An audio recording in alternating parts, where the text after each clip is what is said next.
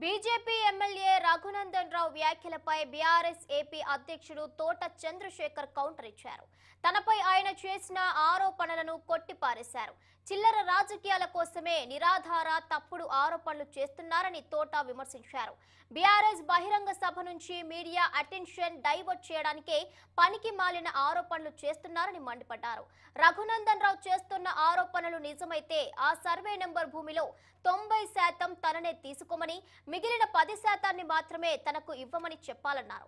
జాతీయ రాజకీయాల్లో బీఆర్ఎస్ పాత్ర కీలకం కాబోతోందన్నారు ఆయన. ఇక తెలంగాణ మోడల్ ను దేశవ్యాప్తంగా అమలు చేసేందుకే కేసీఆర్ బీఆర్ఎస్ ను ఏర్పాటు చేశారని పేర్కొన్నారు. ఆంధ్రప్రదేశ్ లోని విశాఖపట్నంలో కేసీఆర్ భారీ బహిరంగ సభకు సన్నాహాలు చేస్తున్నామన్న ఆయన త్వరలోనే తేదీని ఖరారు చేస్తామని ప్రకటించారు. చెప్పిన విస్తరణ తయారైంది. రెండు పర్యాయాల్లో అక్కడ అధికారంలో వచ్చినటువంటి పాలకులు ఆంధ్రప్రదేశ్లో ప్రజల అభిష్టం మేరకు కానీ ఆంధ్రప్రదేశ్ ప్రజలు వాళ్ళ ఎక్స్పెక్టేషన్ తగ్గ విధంగా వాళ్ళ పాలన చేయడంలో పూర్తిగా విఫలమయ్యారు. చంద్రబాబు నాయుడు గారు కానీ ఆయన 5 సంవత్సరాల్లో కనీసం రాజధాని కూడా నిర్మించలేకపోయారు. కనీసం ముఖ్యమంత్రి నివాసం కూడా కన్స్ట్రక్ట్ చేయలేకపోయారు. అంటే ఈరోజు ఆంధ్రప్రదేశ్ స్టేట్లో సీఎం రెసిడెన్స్ ఏదంటే అది కూడా చెప్పుకోలేని పరిస్థితి. ఇంకా మనం రెంటెడ్ హౌసెస్లో ఉంటున్నాం. రాజధాని అన్నది లేదు.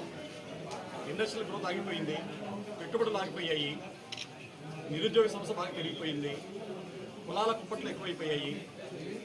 కులాల పేరుతో మతాల పేరుతో అక్కడ రాజకీయాలు చేస్తూ ఎలక్షన్లు గెలవటమే ఒక ధ్యేయంగా వాళ్ళు రాజకీయాలు చేస్తున్నారు. అందుకే ప్రజల రాజ్యం తీసుకురావాలని, రైతుల రాజ్యం తీసుకురావాలని కేసీఆర్ గారు బీఆర్ఎస్ పార్టీ పెట్టారు. తెలంగాణ రాష్ట్రంలో ఒక తెలంగాణ డెవలప్మెంట్ మోడల్ని ఎంతో సక్సెస్ఫుల్గా ఆయన ఇక్కడ ఇంప్లిమెంట్ చేసి చూపించారు గత 2 టర్మ్స్లో. ఈరోజు తెలంగాణ